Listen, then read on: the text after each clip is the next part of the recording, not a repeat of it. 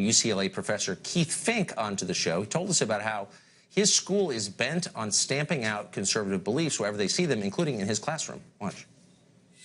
UCLA is a microcosm of the macrocosm. They continuously and consistently trample students' rights. They abuse the law, they twist the law, they send out these interim emails which either chill speech that they don't like, or they actually punish students that run afoul of these types of policies that don't conform to their liberal ideology. Have things improved since then? We like to keep up with these stories. Well, according to Professor Fink, they have not. Now he says the school is trying to fire him. Professor Fink joins us now. Professor, thanks for coming on. So there's a petition signed by some of your students that says this: UCLA has taught us to fight injustice wherever it rears its ugly head. We will not sit idly by and watch a beloved professor have his teaching career discarded in a politically motivated and morally bankrupt fashion. Is your career being destroyed by UCLA?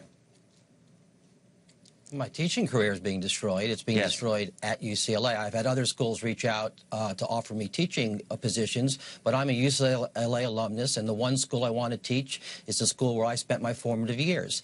And they are doing everything they can to fire me. And let me just tick off for you what has happened since I came on your show 2 months ago.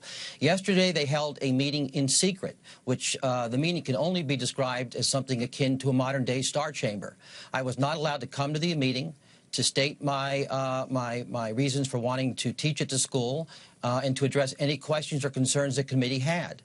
But worse than that, the person who did the single most important thing that goes into the committee's decision was someone who was biased. Part of the evaluation process is there has to be a faculty member sit in the class and do a review. Right. They asked me at the beginning of the process who was biased. I told them who was biased. And who did they choose? Somebody that was biased. Now, why did they do that? Because if you had anybody sit in my class and listen to it the way I taught, of course they would conclude I was excellent and then some. Secondly, I then asked the university if those who are biased against me on the committee would follow basic notions of due process and fairness and recuse themselves from the vote yesterday. What was I told? No, UCLA does not have a policy whereby one who is who's prejudiced or biased will recuse himself. Third, those that are on the committee are unqualified. And if you can believe UCLA's own policies say when you have an important review like this, you will make sure that there's somebody qualified to do the review. There was not a single person who was a lawyer.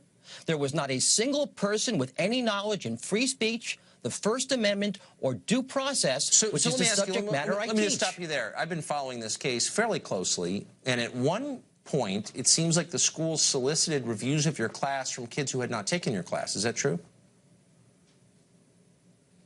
Well, I don't know how, of the 8,000 students who've taken my class, I don't know how they solicited.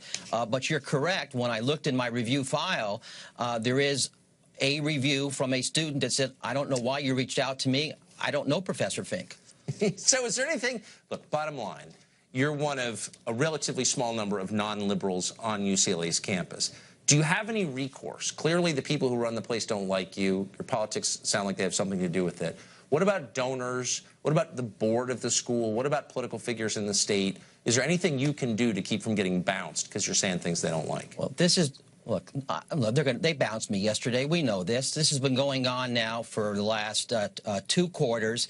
The entire administration knows it. The board knows it. It's between national news coverage. Not a single person has reached out to try to speak with me. Now, what can people do? I'm really fighting this on principle. The principles I'm fighting for are very important to this country. It's free speech and due process. And so what can people do? Students are rallying in my support. Students can fight for me and fight for the principles I'm standing for. But most importantly, donors can stand up. Well, that's and exactly donors right. should not contribute.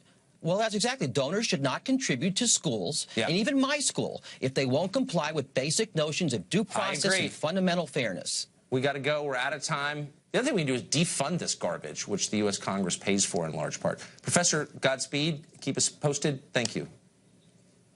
Thank you, Tucker.